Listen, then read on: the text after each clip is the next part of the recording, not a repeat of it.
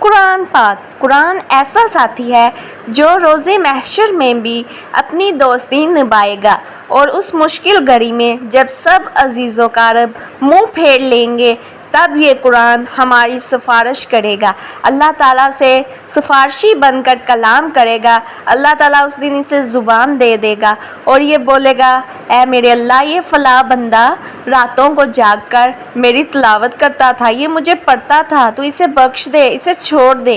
لیکن دنیا میں اگر ہم اس سے دوستی کریں گے تو ظاہر ہے وہ پھر قیامت کو ہمارے ساتھ کھڑا ہوگا، لہٰذا اس کی تلاوت، غور و فکر، عمل اور اس کی تبلیغ کو لازم پکڑ لیں۔